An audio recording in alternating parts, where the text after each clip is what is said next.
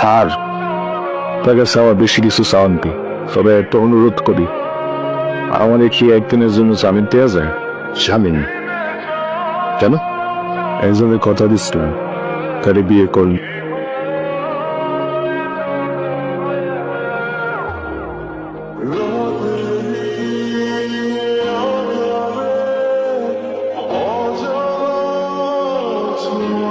যখন তোমার মন কাঁদে কোনো প্রিয় মানুষের অভাবে বুঝে নিও, আরো মাতে মিশে থাকে শুয়ে দিলে লাগে বেঁচে উঠে। আসসালামু আলাইকুম।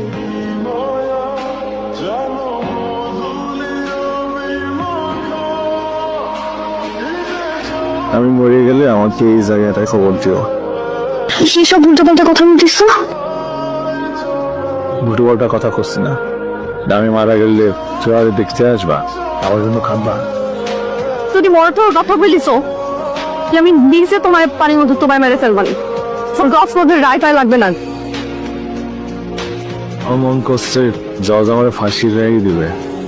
আমার বিশ্বাস তোমাকে মাফ করে দেবে, তোমার কিছু হবে না।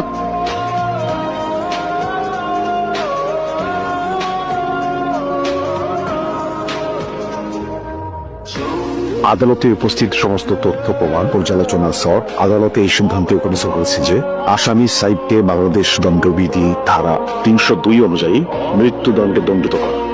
আসসালামু আলাইকুম। ওয়ালাইকুম সালাম। ডাকতেছেন স্যার? ট্রাইড নেই রে, কিন্তু কিছুই করার ছিল না।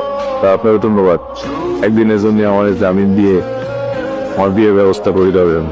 তাহলে আপনি মানুষের উপস্থিতি দিয়ে পরিবারের সঙ্গে শেষবারের মতো একবার দেখা করতে পারবেন। আপনার মতো পাগল প্রেমিক আমি জীবনে দেখি।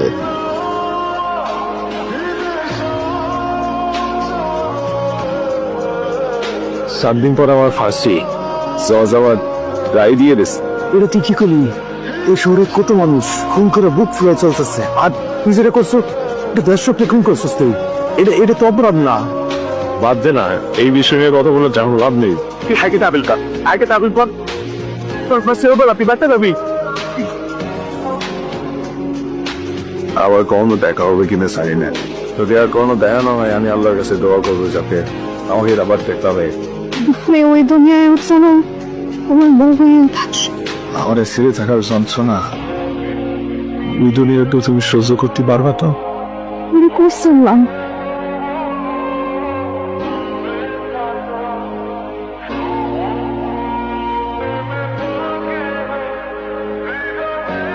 তোমার বাবা তোমার মারে অনেক ভালোবাসে। সবাই বলে ভালোবাসার জন্য নাকি জীবন দিয়ে দেওয়া যায়। তোমার বাবা তোমার মারে এত ভালোবাসতো, তার জন্য নিজে জীবন দিয়ে দিতেছে। আমি যখন আমার ছেলেটা পুলিশ ছেলে বলবে তোমার খারাপ লাগবে না? আমি তখন থাকবো না, তুমি ওরে আমার পরিচয় দিও না। আজকে তুমি ওর মা, তুমি ওর বাবা। না, আমি ওর বাবার পরিচয় ওর বড় করবো। তোর জানতে হবে এমনিতে ভালোবাসার পৃথিবীতে ওর বাপ ওর মাদের ভালোবেসে নিজের জীবন দিয়ে দিয়েছে।